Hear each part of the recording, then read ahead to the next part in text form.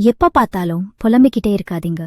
உங்களோட புலம்பல்கள் எல்லாம் காது கொடுத்து கேட்கப்படுது என்று நம்புறீங்களா? சத்தியமா இல்ல. உங்களுக்கு ரொம்ப நெருங்கினவங்க கிட்ட கூட பிரச்சனைய சொல்லுங்க. அதுக்காக எப்பவும் அதையே ரிப்பீட் பண்ணாதீங்க. இங்க எல்லாருமே நம்மளோட சந்தோஷங்களை பகிர்ந்துக்கிறதுக்கு தான் தயாரா இருக்காங்க. சோகங்களை இல்ல, வெற்றிய கொண்டாடுவாங்களே தவிர தோத்துட்டா தட்டியெல்லாம் கொடுக்க மாட்டாங்க. உங்களை நீங்களே தாழ்த்தாதீங்க. உன் கண்ணு ஏன் இப்படி இருக்கு? உன்னோட மூக்கு கொஞ்சம் வளைஞ்சிருக்கே. நீ ஏன் இவ்ளோ கருப்பா இருக்க? நீ என்ன இப்படி வெள்ளையா வெப்ப கலர்ல இருக்க? சாப்பிட்டவே மாட்டியா இவ்ளோ ஒல்லியா இருக்க?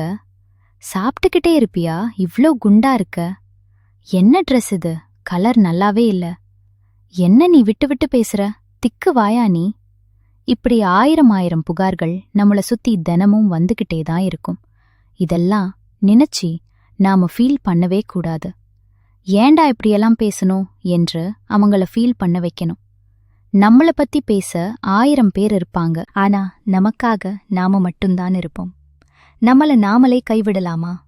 நமக்கு பிடிச்ச வாழ்க்கைய வாழ்றதுங்கிறது நீங்க நினைக்கிற மாதிரி அவ்வளோ ஈஸியெல்லாம் கிடையாது. இங்க நம்ம பிரச்சனை என்னன்னா, ஜெயிச்சு முன்னுக்கு நிக்கிற ஒருத்தரை பாக்குறோம். எப்படி பாக்குறோம்?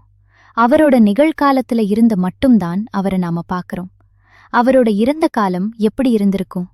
அவர் அனுபவிச்ச வலி, சந்திச்ச புறக்கணிப்பு, பெற்ற தோல்வி, அடைஞ்ச அவமானம், இது எதுவுமே நம்ம கண்ணுக்கு தெரியறதில்ல.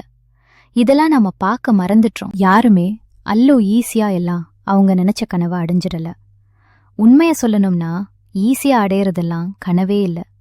கொஞ்சம் கஷ்டப்பட்டு போராடி வெற்றி அடைஞ்சு பாருங்க. வாழ்க்கை நல்லா இருக்கும். எதுவான போதும் புன்னகைக்க மறவாதீர்.